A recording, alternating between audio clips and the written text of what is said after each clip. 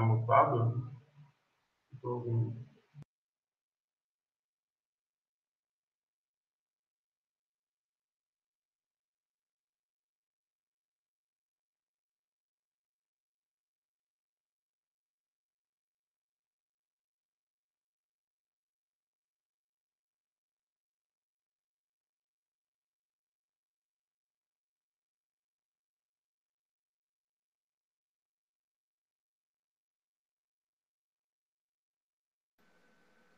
Bom dia, pessoal.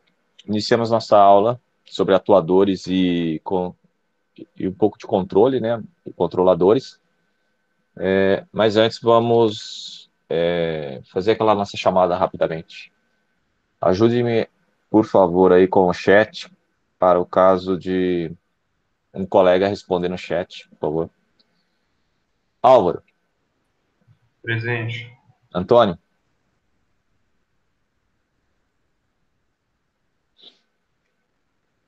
Caio, Caio Camilo, né? Presente. Outro Caio, Carlos, Guilherme, Augusto, Presente. Guilherme Carneiro, Presente. Margato, Joaquim, Presente. Juliele, Presente. Lucas, Presente. Lucas Mendes, Está Mariana, presente também, professor. obrigado. Mariana, Presente. Matheus, Presente.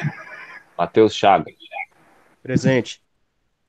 Natan, Presente. Silas, Presente. Thales, Vinícius, Vinícius Vinhal, No chat. ok. Vinícius Vinhal, eu tô vendo aqui quem tá no chat é o Vinhal ou o Reis aí, por causa da confusão que eu posso ter feito? Guimarães, eu acho que é o Vinhal. É. Ah, o Guimarães é o Vinhal, tá certo. Vinícius, você tá com todas as faltas praticamente. Confere isso, só veio hoje?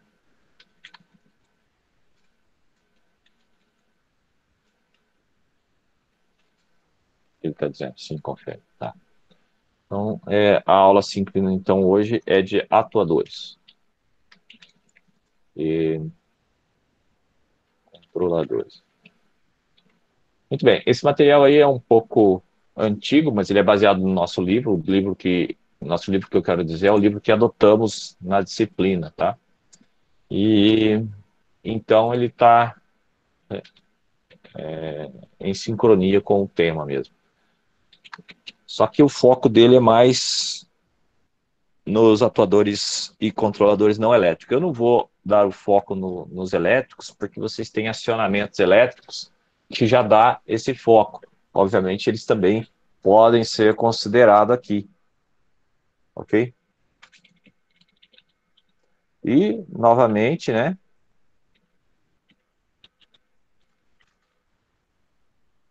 Vocês poderão...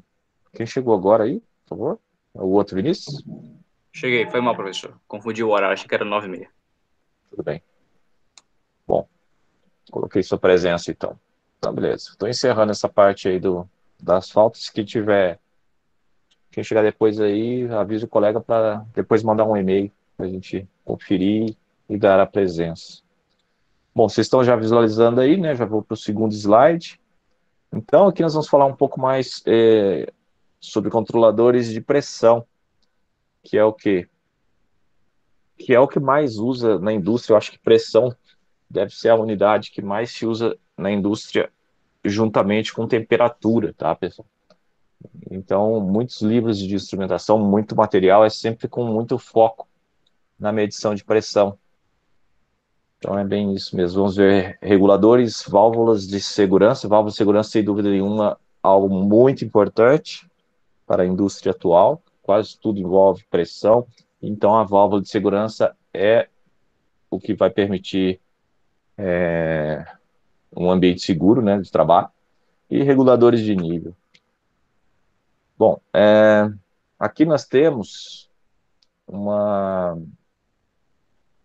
figura, e é por isso que eu estou trazendo esse slide, para poder facilitar a minha vida no desenho, né? A figura foi retirada do livro, quase todas do mesmo livro, é aquela do William Doom, tá?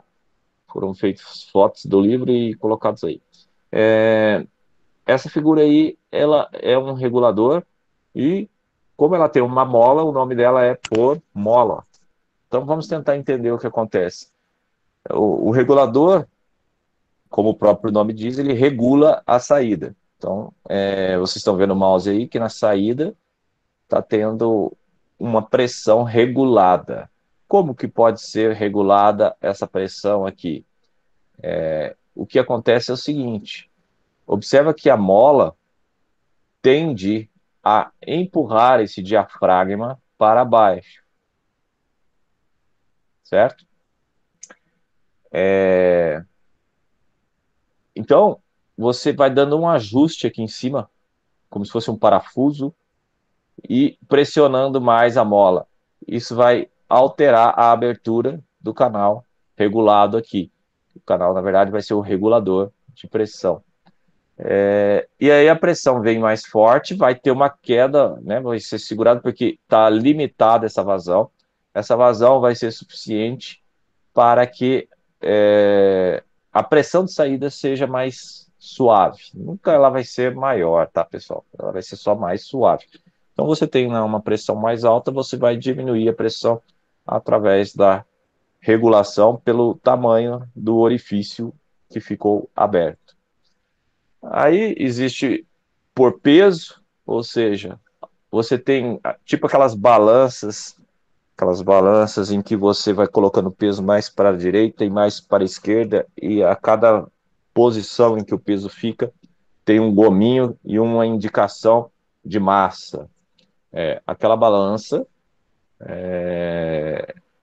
de contrapeso, no caso, aqui também nós temos um contrapeso para fazer a regulagem, ao invés da regulagem ser por parafuso e mola, tá? Aqui é massa, você tem uma massa maior aqui e um ajuste fino que pode ser dado ali. E tem também por pressão. Por pressão, a ideia também é a mesma, o diafragma que vai controlar a pressão e regular a pressão de saída, só que o ar é quem faz o contrapeso, na verdade, aqui. Não tem a mola, não tem o peso, mas tem outra pressão. E através dessa pressão, você aumentando ou diminuindo essa pressão de entrada aqui, você também regula a saída ali. E ainda tem mais essa aqui, que é o famoso realimentado. Esse circuito aqui ele é realimentado porque a pressão de saída ela é medida através desse canal aqui, né? E fazendo uma força aqui, observe que inverteu aqui o canal. Então, quando a pressão fica muito alta aqui, ele fecha mais o orifício, diminuindo de novo a pressão de saída. Então, esse regulador, ele tem feedback, ele tem aquela ideia de medindo o valor da saída. Passei rapidamente os exemplos aí de reguladores. Eu peço que vocês, caso tenham perguntas, façam. E aí a gente pode discutir sobre o assunto, senão eu vou seguindo igual todas as aulas, conforme a gente já combinou. Ok? E tem aqui algo mais sofisticado, um regulador por piloto.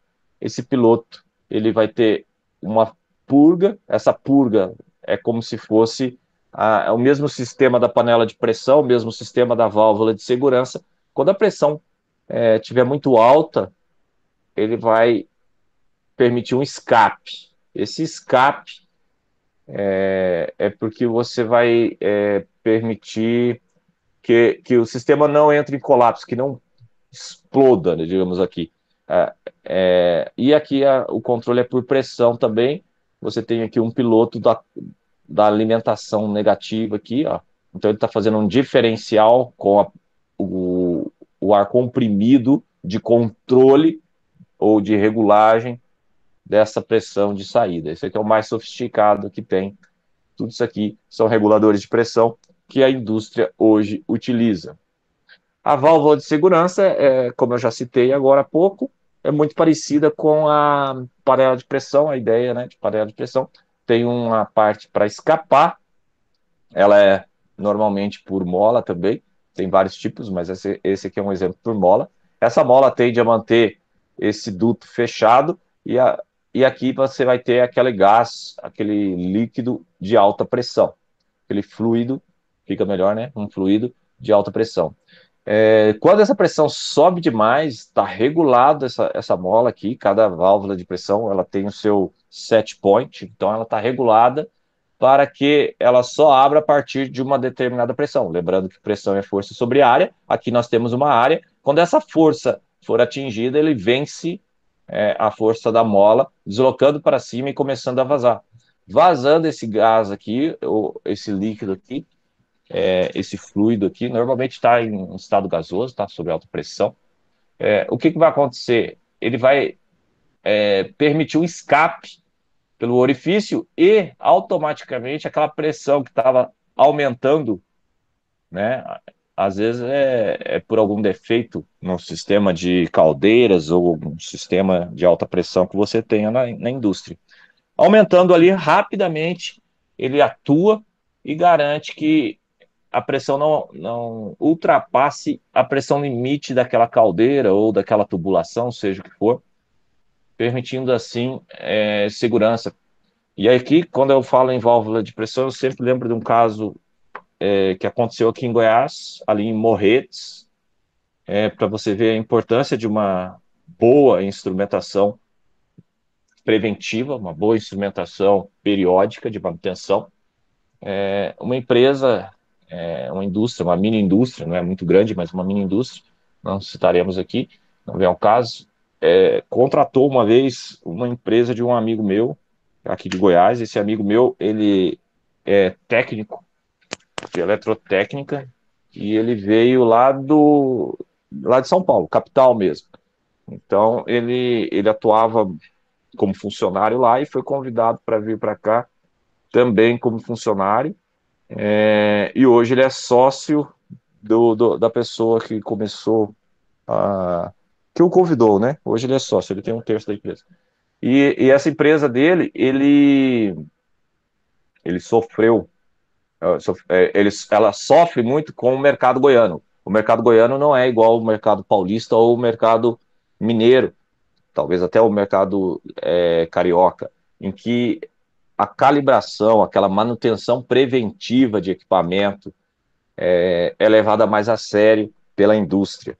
Aqui em Goiás ainda há muita gente acreditando que metrologia, instrumentação é um custo para a empresa e quanto mais eles conseguirem economizar, então há uma procura imensa por certificados e papéis que comprovam que a indústria se preocupou sem se preocupar.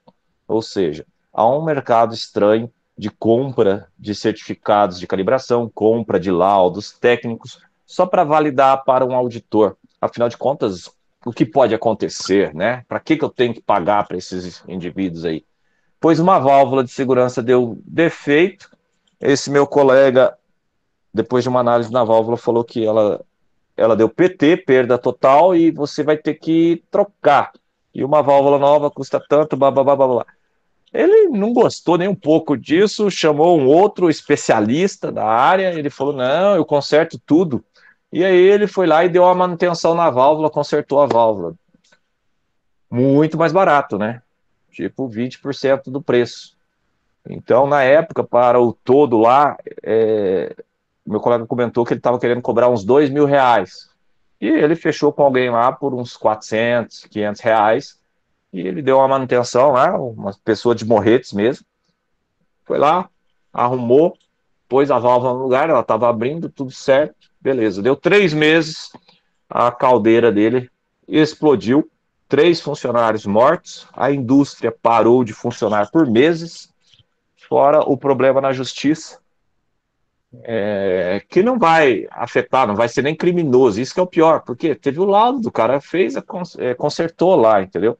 Então não dá para dizer que foi criminoso, mas mesmo assim responde pela justiça, pela morte de 3 funcionários da indústria. Se a indústria não tiver condições financeiras para se manter fechada por 3 meses e ainda arcar com o custo, né, de alguma indenização por parte da família desses funcionários, ela fecha. Então, assim, acho que aqueles 2.000 estava até barato. A instrumentação, pessoal, nós precisamos trabalhar com um pouco de ética. Vocês serão muito cobiçados para darem laudos, assinarem, principalmente engenheiro mecânico, que assina muito sobre NR13 e inspeção de caldeiras e também de tubulações. Eles vão pedir para vocês assinarem aquela manutenção preventiva de um determinado equipamento. Cuidado, cuidado, não façam isso.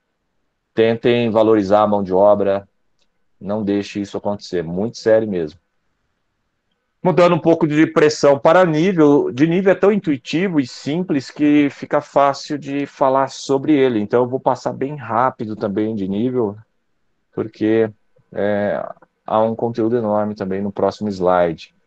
Aqui, observa que quando o flutuador sobe, ele vai ali e muda a parte da entrada do fluido. Então, esse aqui é um controlador de nível. Você vai manter a caixa d'água cheia através de um flutuador. Esse é o mais comum de todos, tá? Observe que para manter caixas d'água ou algum reservatório cheio, o custo é muito baixo para fazer algo automático. Ele não precisa ser algo sofisticado, né? Esse aqui é um outro diferente, ó. Ele, quando passar de um nível, ou seja, quando tiver um volume determinado, ele vai abrir a tampa, ele vai abrir a tampa e permitir o escoamento. Então, esse aqui é usado, por exemplo, em válvulas de descarga e outros tipos. Então, na indústria, quando você quer periodicamente jogar uma quantidade fixa de volume de líquido, normalmente é água mesmo, em um determinado processo, você pode usar um sistema parecido com esse, que ele sempre vai abrir aproximadamente na mesma quantidade de volume, descarrega tudo e depois que ele fecha automático. Esse aqui já é um pouco mais sofisticado, ele tem uma medição de nível de 2 pontos, ele não tem a medição intermediária, porque nós temos o sensor A, o sensor B, então dependendo da posição em que ele estiver, né? Por exemplo, quando ele estiver no sensor A, obviamente o flutuador está lá embaixo, significa que está vazio.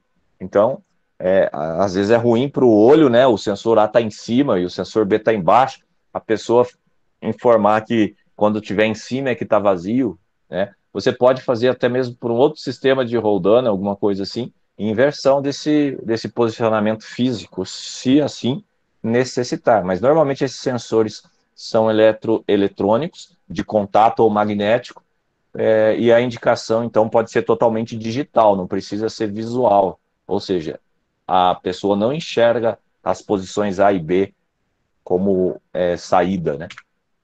Agora nós vamos passar, vou mudar a minha apresentação aqui, e vamos passar agora para o outro slide.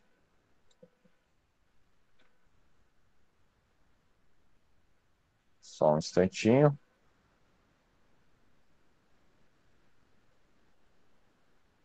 Encontrei aqui. Compartilhando. Creio que vocês já devem estar vendo, né? Continuação, tá? Então, nesta continuação, o conteúdo é bem maior, tá? Então, a gente não vai conseguir passar todos os slides, não, mas eu já disponibilizei as 2 apresentações e indico a leitura do livro, porque esses slides foram promovidos a partir do livro, né? Do William Dunn. Então, tá lá, conteúdo programático, né? O que é um atuador de vazão, né? Vazão, muitas pessoas têm dúvidas sobre isso, né? Existem vários tipos de vazão. Existe a vazão volumétrica, que é a mais comum, que a gente está acostumado, né, que são litros por tempo, né, unidade de volume por tempo. Então pode ser mililitros por hora, ou litros por segundo e coisas do gênero, depende do tamanho da vazão. E tem também a vazão mássica. Qual que é a vazão mássica? É a massa, ou seja, considerando o peso específico daquele material, ou a densidade daquele material, você vai fazer um cálculo para ver quanto de massa você está entregando. Isso aqui me lembra também da nossa fábrica da Unilever, que ficava dentro da Cargill. Eu acho que ela já fechou. Se alguém tiver informação recente, por favor, comente aí. Ela fechou aqui, e muitos operadores e trabalhadores que trabalhavam aqui foram para Minas Gerais, foram transferidos para uma cidade de Minas Gerais, interior de Minas Gerais, onde há uma fábrica da Unilever, e a Unilever não queria mais se manter aqui no mercado porque ficava complicado, estava complicado financeiramente para ela manter-se aqui e lá em Minas. Então, focou em um dos polos só. Eles tinham uma parceria com a Cargill, tanto é que a Unilever ficava numa planta praticamente dentro da Cargill. E a parceria da Cargill era o seguinte: a Cargill comprava óleo e vendia uma parte de um óleo, o óleo usado para fazer extrato de tomate. Então, tudo isso para fazer um molho de extrato de tomate. Então, o óleo vinha por um duto, e o duto chegava na caldeira, ou então eu não sei o nome correto, porque não é a minha praia, um engenheiro de alimentos saberia. Mas é tipo o panelão que é feito lá, que era cozido. Então o óleo vinha direto de um fornecedor externo, passava por um medidor de vazão e era computado massa de óleo na receita. Então, essa receita vinha eu preciso de quantidade de massa de óleo e quantidade de tomate quase podre, né? Para quem não sabe, o motivo daquelas fábricas de extrato de tomate serem fedidos é porque o ideal para um tomate virar extrato de tomate é que ele seja muito maduro, e no limite, ficando podre. Então, os caminhões de tomate chegam, estacionam lá no estacionamento e ficam fedendo lá, porque aquele tomate está tão maduro que quase não precisa bater para virar o extrato de tomate. A gente brinca que se você entrasse realmente numa fábrica de alguns alimentos desses que são processados, principalmente aqueles que ainda não curtiram um vídeo desse, não curta, senão vocês vão parar de comer. A salsicha. Como é feita a salsicha? A salsicha é o famoso resto de tudo do boi, né? Às vezes usam até outros animais também. Tudo começa jogando os restos num triturador, e que vira todo um processo. O extrato de tomate também é outro, que se você fica sabendo, você fala assim, poxa, eu tô comendo aquele tomate que estava naquele caminhão ali, você não fica com muita vontade de comprar. Mas tudo isso para falar sobre vazão, o controle de vazão, medidores de vazão e até mesmo o controle desta vazão. Nós temos aqui um pouquinho de elétrica, mas essa parte de elétrica eu não vou nem entrar, pelo motivo que eu já comentei. Nós estamos nessas aulas com foco apenas em uma orientação e uma explicação básica. Vocês têm as atividades assíncronas para estudar. Nós vamos falar mais, então, sobre os atuadores e as válvulas Globo aí, que são desse tipo aqui. Alguém aí trabalha na Saneago? Porque vazão e Saneago tem tudo a ver, né? Alguém? Tem experiência com... Quem falou? Desculpa. Caio. E aí, você já viu uma válvula dessa pessoalmente? Lá? Não tem essas válvulas, só uso registros aqui. Uhum. Eu não sei qual delas que eles estão usando atualmente, né? Mas são vários os modelos.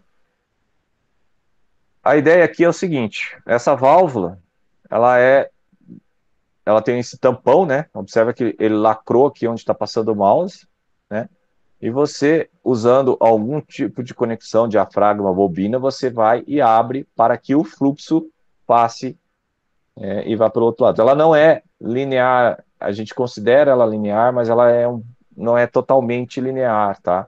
Então ela abre um pouquinho, sai uma quantidade, principalmente nas bordas, ela é bem pouco linear, tá? Aqui ela é uma outra válvula de 2 vias, ou seja, quando você abre uma, você fecha a outra e vice-versa. Então, ele faz esse movimento aqui, né, na vertical. Você descendo, ele vai abrir o compartimento e vai escoar o fluido para cima. E vai... Na verdade, não, né? Você vai puxar ele para cima, ele está fechado nos dois, né? O tampão está fechado nos dois. Isso aqui ele deve ter algum tipo de sistema que estica, né? Então ele vai subir aqui, mantendo fechado de baixo.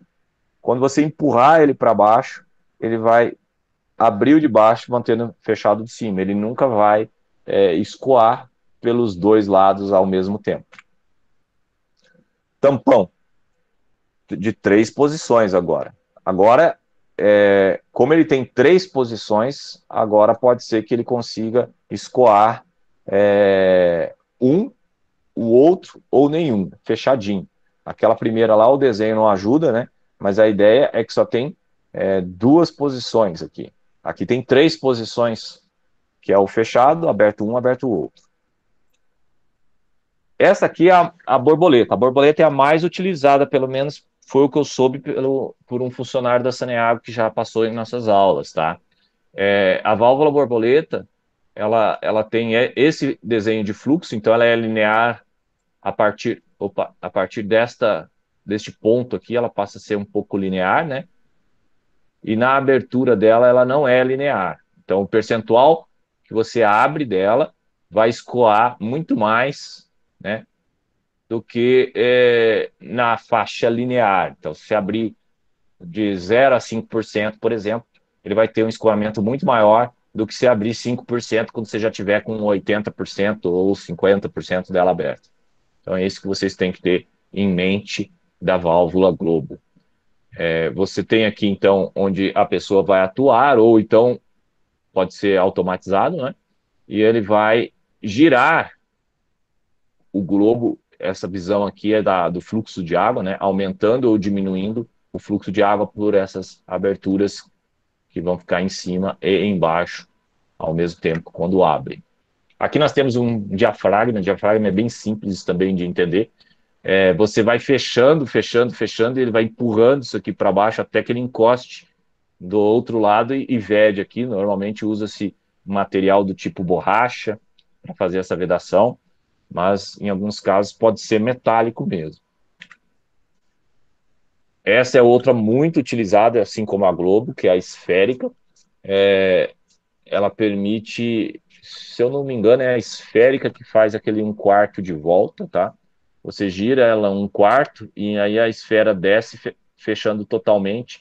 Você vai abrindo, ela vai subindo e vai virando, deixando uma passagem de água. Ah, não, perdão. Não é essa, não. Eu me enganei. Eu falei acho, né? Me enganei. Quando acho, não sabe nada. A de 1/4 de volta, na verdade, é o tampão rotativo. Ela vem, bate aqui, 1/4 de volta, vem, bate de cá, dá só 1/4 de volta e fecha totalmente. Característica, então, de umas válvulas, né? O que as válvulas têm de característica para o engenheiro ou o responsável da tubulação, ou então do processo, escolher. Vai depender do fluido, ou seja, ela vai aguentar, é resistente à corrosão, vai depender da temperatura, né? Se for borracha, plástico, não vai derreter, dependendo da faixa de temperatura que o fluido estiver. Vai depender também da pressão, senão ela vai arrebentar, partir, estourar. E também se vai haver ou não fluidos sólidos misturados. Porque algumas dessas válvulas, se você tiver algum fluido sólido, ela vai impedir que feche novamente. Vai ficar resíduos ali e não vai mais fechar. E aí não serve. Então toda essa análise precisa ser feita antes de escolher qual válvula utilizar. Essa aqui é uma fórmula relativamente famosa para quem é da área, principalmente na mecânica, tá? Ela ela relaciona o GE, que é a gravidade específica do fluido. Gravidade específica está relacionado com massa específica também, tá? Ela tem o PD, que é a queda de pressão, ou seja, antes da válvula tinha uma pressão, depois da válvula tem outra pressão. Então tem uma queda de pressão. Então a razão entre a gravidade específica do fluido e a queda de pressão na raiz quadrada, multiplicado por Q, que é a taxa de vazão, em galões por minuto normalmente, tá? Mas esta fórmula ela é empregada em galões por minuto, ou seja, ela só funciona se tiver em galões por minuto. Você vai encontrar, então, o CV de uma válvula, né? O CV é tipo a resistência, entre aspas, da válvula, fazendo uma analogia com a nossa área de elétrica, obviamente. Então, é uma característica que você fala assim, não, você vai comprar uma válvula de quanto CV? Essa que é a ideia aí. Essa CV está relacionada à vazão, tá? Por isso que tem fluido específico dividido pela queda de pressão e a taxa de vazão. Então, essa fórmula permite a gente ter uma tabela normalizada de válvulas para poder escolher. É importante também a temperatura, tá, pessoal? Isso aqui, tudo, o CV tabelado na hora de você comprar, ela é tabelada em 60 graus Fahrenheit, ou seja, muitas coisas na área de elétrica, por exemplo, resistores elétricos, eles são tabelados, são normalizados o valor dele, que depende também da temperatura, e não é pouco, mas depende muito da temperatura, é tabelado em 20 graus Celsius, né? Aqui é tabelado em 60 graus Fahrenheit. Só isso que vocês precisam saber. Por quê? Porque um fluido, normalmente, a natureza do fluido é estar numa temperatura abaixo da temperatura ambiente. Então, como o resistor vai ficar na temperatura ambiente e o fluido sempre vai estar úmido lá, né, todo encharcado, etc., ele vai trabalhar com uma temperatura mais branda, né, normalmente usado para água mesmo, tá? Alguma pergunta, pessoal? Vocês estão aí tranquilos, né? Estou tendo que falar, são muitos instrumentos, aqui é só para ter um norte, tá? Ninguém vai fabricar isso aqui, ninguém vai... provavelmente não vão trabalhar com isso, é mais para a área de mecânica, mas a instrumentação, a engenharia que mais usa instrumentação é a mecânica, que está mais ligada ao processo mesmo de tubulações e etc.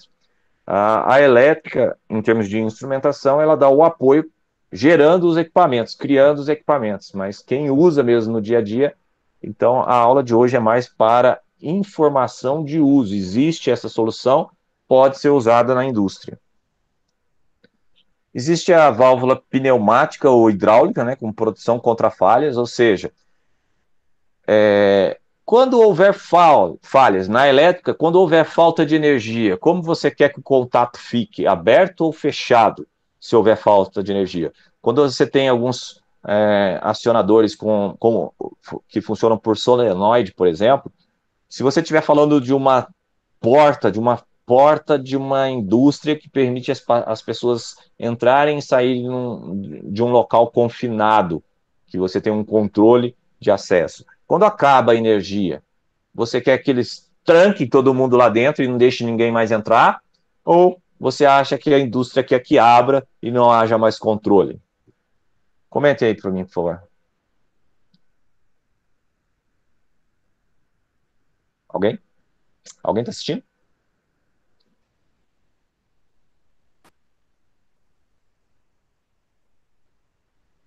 Isso, vai abrir, Vinícius.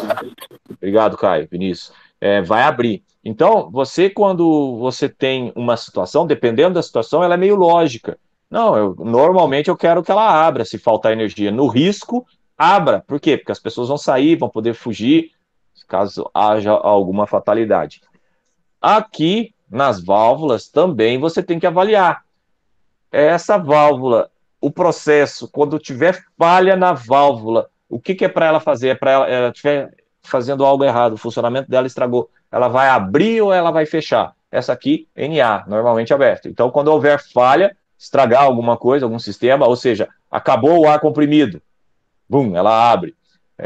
Estragou alguma coisa aqui, ela abre. A ideia é que ela abra se houver uma falha no controle.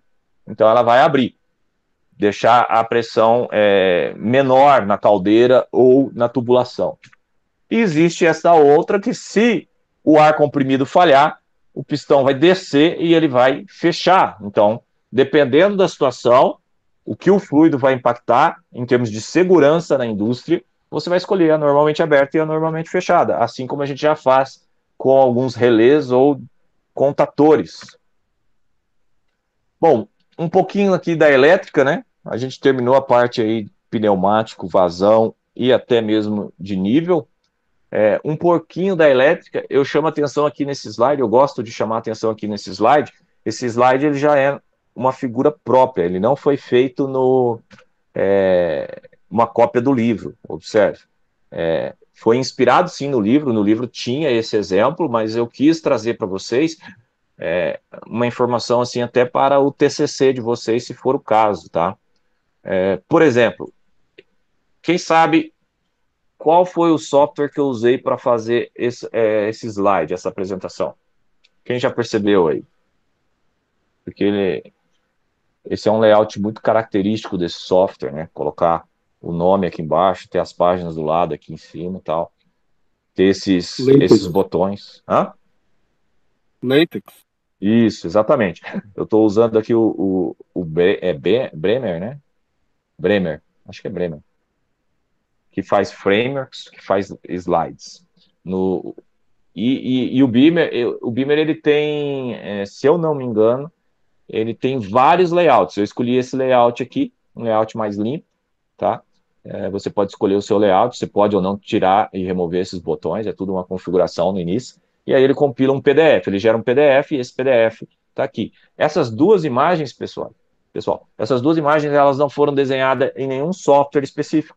Ela é a linguagem LaTeX, ou seja, é um texto que eu digitei na hora desse slide, e na hora que você gera o PDF em LaTeX, ele vira um circuito ou um gráfico.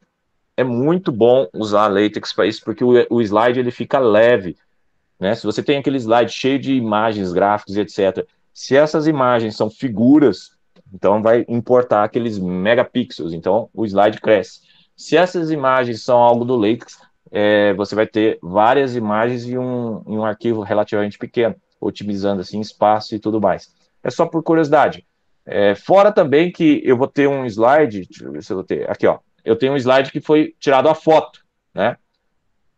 Fiquei com dificuldade de fazer essa inclinação aqui, ela não está retangular aqui. Então eu não quis fazer, aqui era retangular, então eu quis fazer. Observe a diferença da qualidade, né, da imagem, não tem nem o que discutir, certo?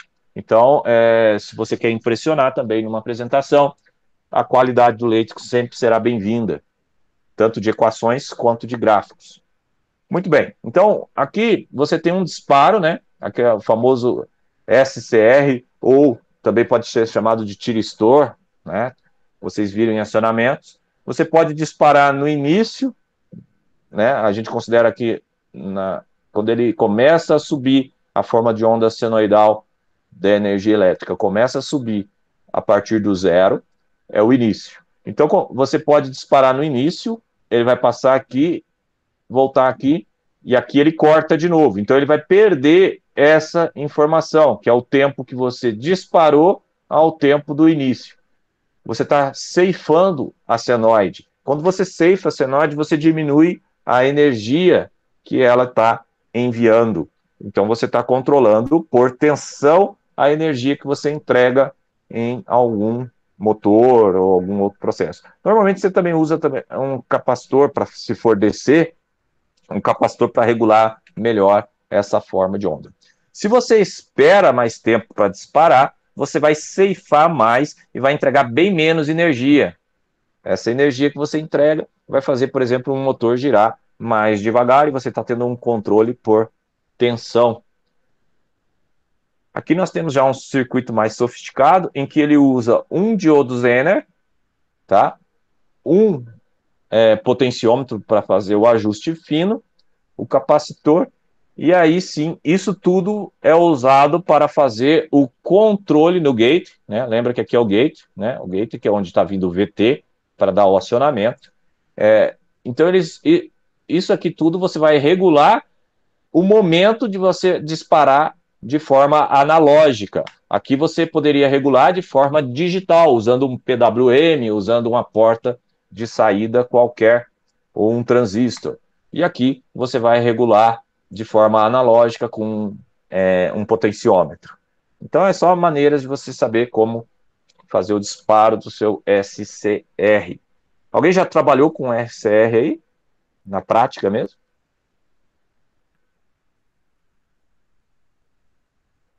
Nada de experiência, nenhuma indústria? Não? É uma boa experiência aí. Ok.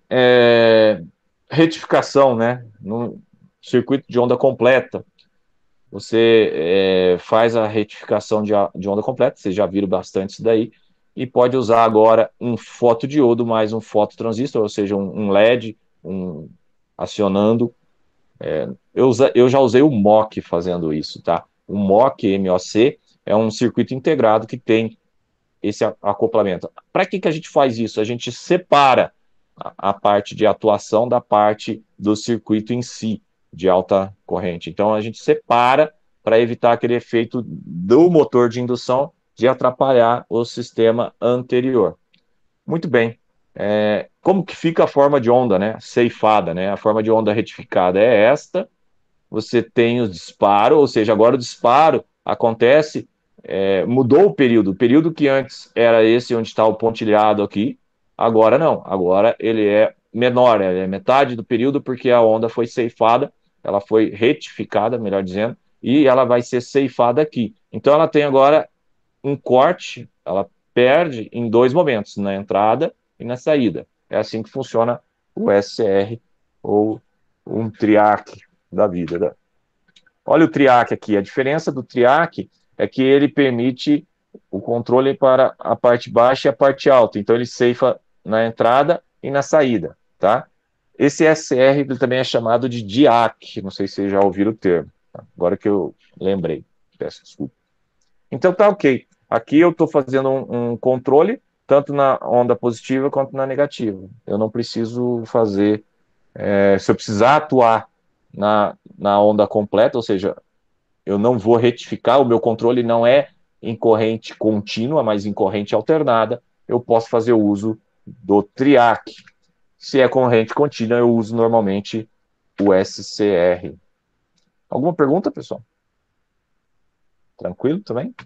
Bom, então chegamos a um outro tipo de circuito agora, né? Esse aqui é um controle bem simples por transistor. Esse aqui é aquele famoso, vamos acionar um relé. O relé, pessoal, ele precisa desse diodo aqui, ó. Esse diodo aqui, ele vai aumentar a vida útil do relé quando você corta a corrente. Por quê? Porque ele é um indutor. Qual que é a característica de um indutor em termos de corrente, pessoal? Vamos ver se vocês ainda lembram aí. Vocês estão acordados aí.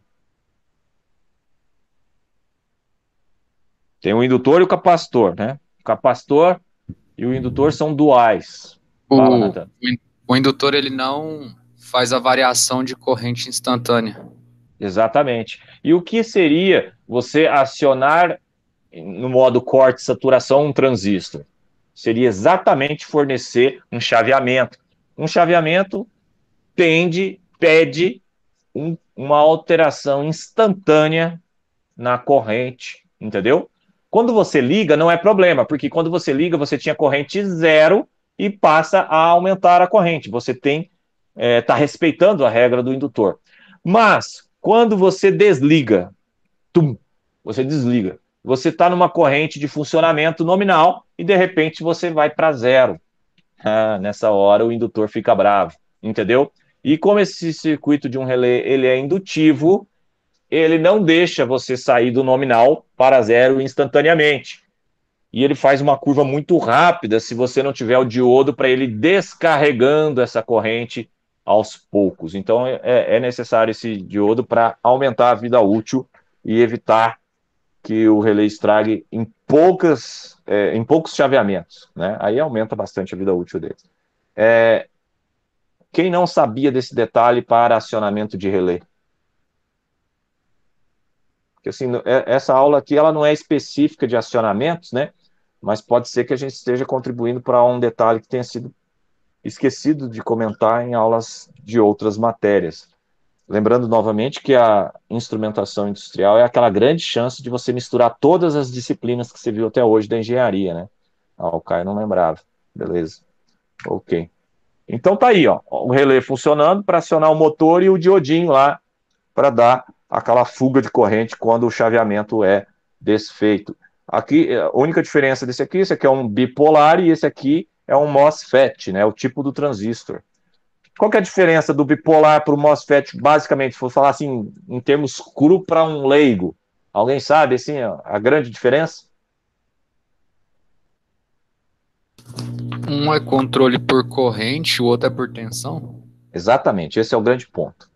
Se você vai usar um sinal de corrente para controlar, o ideal, se você tem, né, o controle é pela corrente elétrica, o ideal é usar um bipolar. Se o seu controle é por tensão, o ideal é usar um MOSFET. E é por isso que o MOSFET entrou em substituição dos bipolares que vieram primeiro. Por quê? Porque normalmente a gente tem mais facilidade de controlar tensão e não corrente. As portas de microcontroladores são normalmente feitas em MOSFET também, para melhorar essa velocidade. O MOSFET é mais rápido para ligar e desligar, o tempo de resposta, né? Isso aqui é um circuito, é uma caixa preta. Quando você tem a corrente nominal que faz o corte de saturação ali, ela vai mudar. Instantaneamente, não. Ela tem um tempo, é nanosegundos, mas não é zero, né? E aqui é mais rápido que aquele lá, pode ser bem mais rápido do que aquele lá, inclusive. Bom, isso aqui é um acionamento básico de motor através de um relé. MOC aqui de novo, um optoacoplador, a gente já falou sobre instrumentação ótica também, a gente já citou o MOC, acho que foi na aula passada mesmo. Então aqui é o sinal proveniente de um controlador, ok? Você isola o controle, o microcontrolador vai estar acionando aquele diodo, que vai, por sua vez, acionar o fototransistor, o diodo emissor de luz para o fototransistor. Então você tem um fotodiodo e um fototransistor, só que eles estão feitos dentro de um chip único, você só tem os pinos de acesso para controlar. Você não vê, isso aqui fica encapsulado. E aí você tem aquele controle, né, do motor a partir daí. Então fica um exemplo aí desse circuito. Contador, né? O que é um contador? Né? Ele vai... um contator, desculpa. O contator, quem já viu um contator na prática? Não ficou só nas aulinhas lá e no simulador?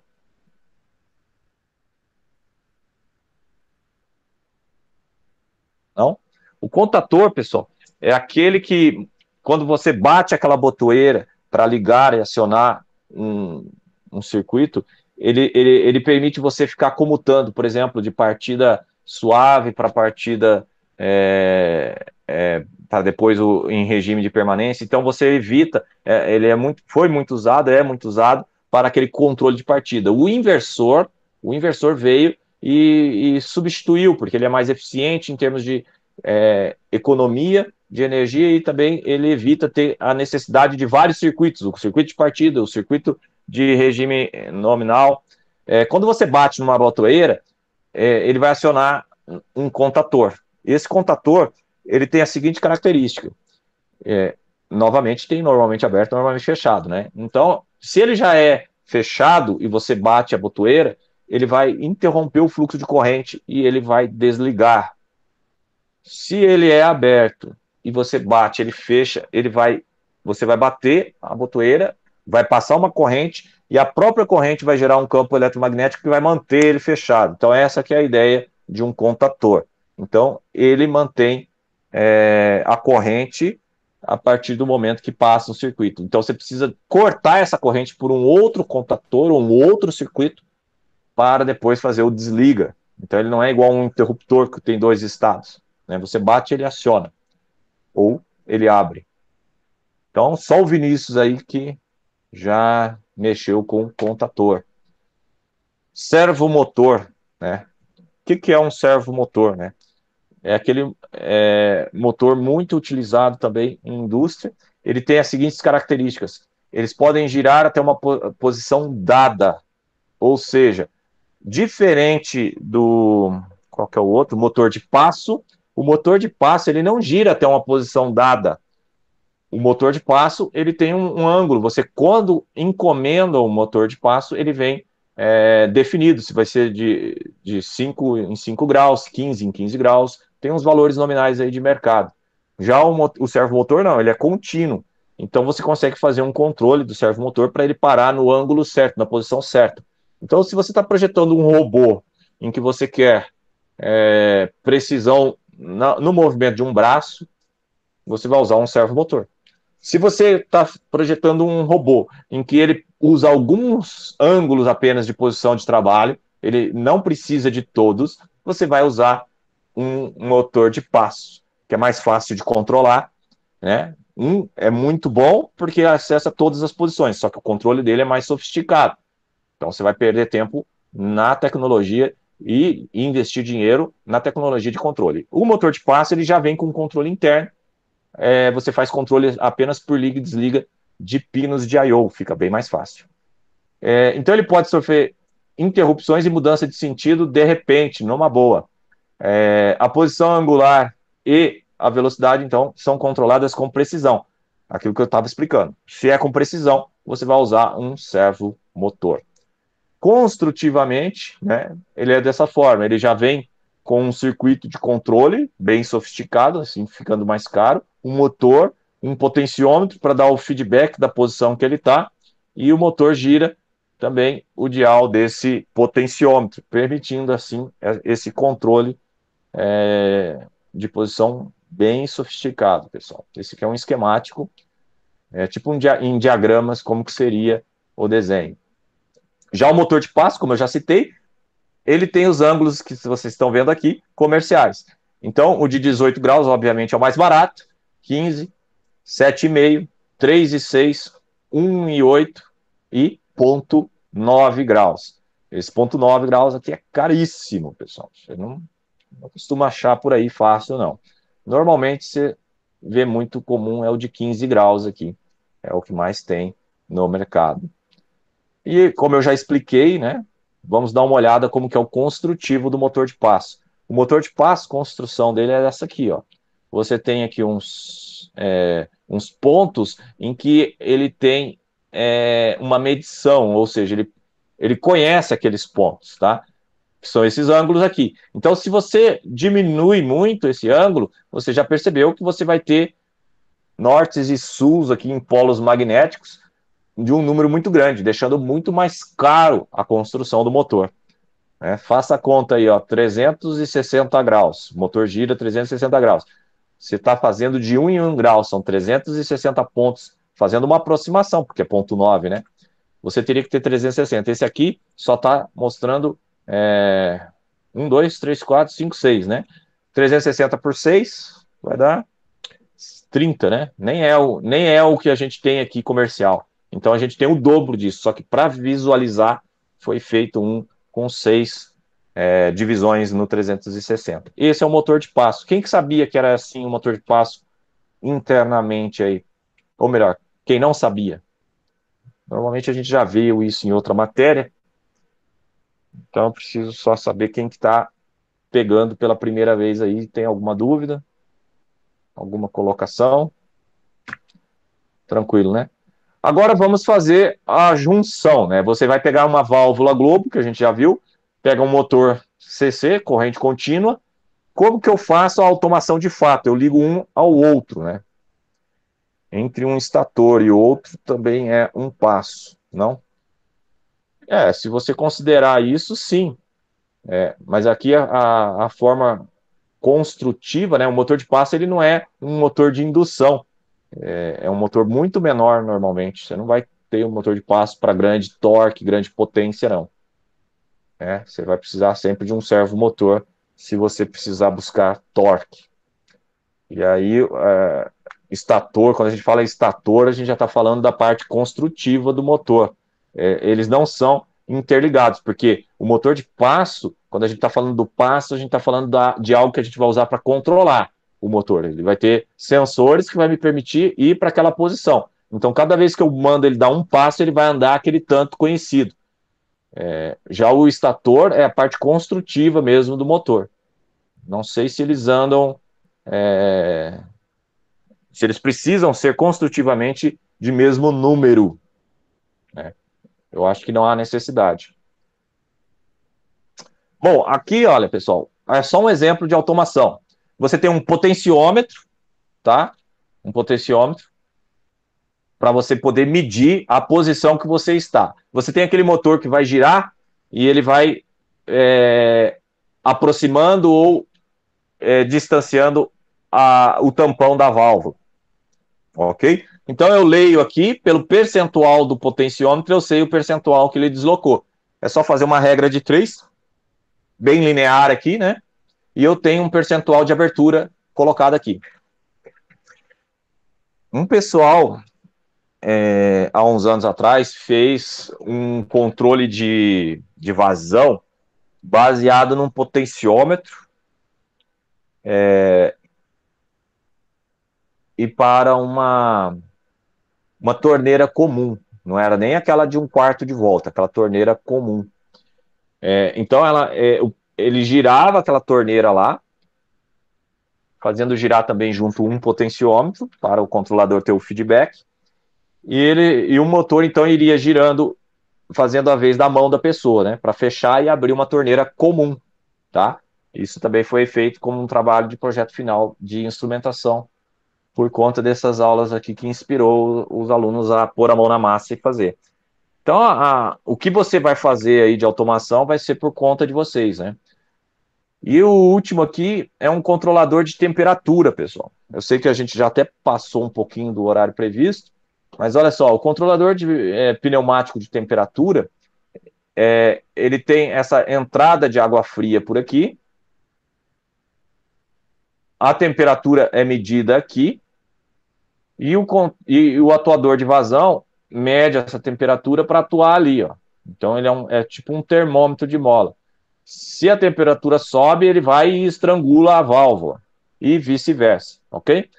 Então, é pneumático por causa disso, porque a dilatação vai aumentar, diminuir a pressão, ele vai atuar na válvula de pressão, que a gente já viu válvulas anteriormente, ok? Então, isso aqui são maneiras de controlar. A gente que é da elétrica, a gente tem mania de falar que tudo só pode ser controlado por um microcontrolador ou por um circuito elétrico. Não, há muito controle também na área de pressão feito de forma pneumática. Então é isso. A aula de hoje era essa.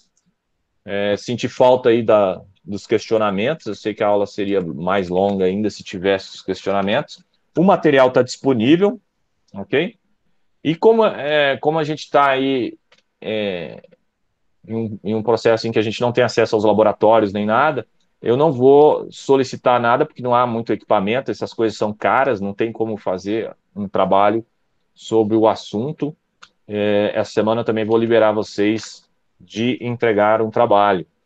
Lembrando que a gente já está acabando, são mais 2 aulas apenas para o semestre. Alguma dúvida, alguma colocação aí, antes que eu encerre a gravação da aula?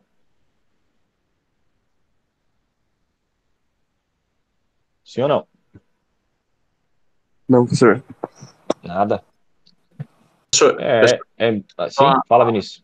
a colocação que eu achei interessante aí, só linkando a aula passada, eu não falei, mas nessa aí usando o triac, o meu TCC1, na verdade, é justamente usar o triac, poder fazer um disparo para controlar, para fazer um soft start, né, controlar um motor. É interessante essa que o senhor colocou. Muito, muito bom, sim.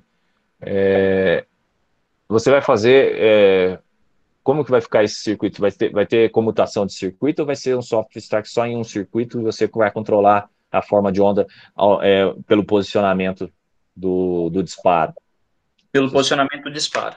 100% só pelo posicionamento. Tá. Pelo cruzamento zero, né? A gente está usando o MOC 21 e está usando também o triac. A gente está usando, no caso agora, o TIC 206 para pequena carga.